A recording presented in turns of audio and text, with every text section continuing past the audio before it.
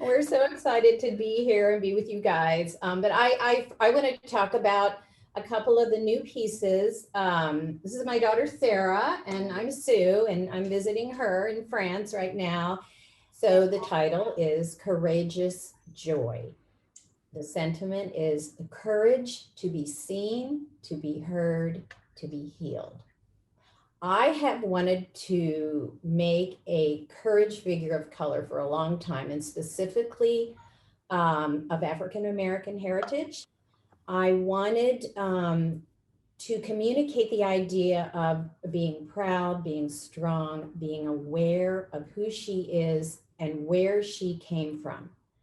As many of you know, it's important to me to sculpt what I already know. In other words, what I have lived, or what what I pull from my own life experiences, because in order to be true to the viewer, I've always thought that if you weren't honest in that way, that the resulting figure would come out as disingenuous. I was asking myself, okay, so why do I feel so connected to this piece? And how can I communicate anything about African American heritage? It's not my heritage. I have always believed in the importance of feeling pride in your heritage, knowing where you came from. Learning about your past gives you the confidence in where you stand in the present. It grounds you. It centers you. Oh, yeah. I have told this, my own kids. My mom would always say, learn as much as you can about those who came before you. She would say, their story is my story. Yeah, my was their story, and it is true. So for example, to kind of give a little background here, before Willow Tree, before I was sculpting in clay, I was a textile artist. I worked in dyeing and a little bit of weaving and some sculpting in cloth to make artistic form.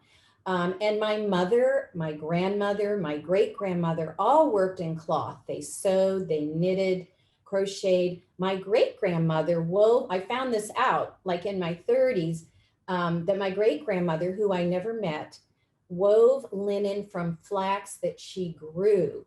And I found all this out, and I really identified with her. She was a maker. She did beautiful work. And just knowing that, it grounded me. It gave me a springboard then for me to create my own works.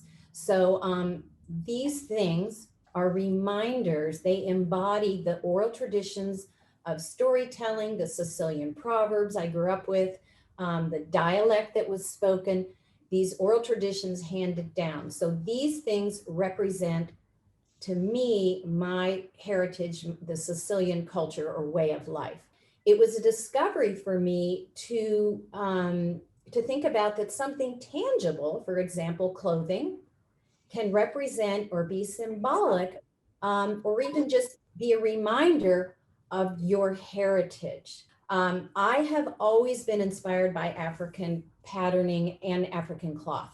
I have for years, and Karen will attest to this, in anything I've ever made, I've collected and I've admired the Kuba cloths, which are beautifully embroidered with patterns, the silk woven kente cloth, the hand printed mud cloth. African textiles have such vibrancy and rhythm and movement. And these are things I try to put in all my willow tree pieces. I'm very, inspired by dance. So movement is crucial to my work.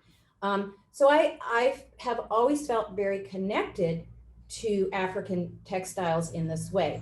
And I know that many of these patterns are symbolic of traditions and oral history of the African culture, just like my Sicilian textiles.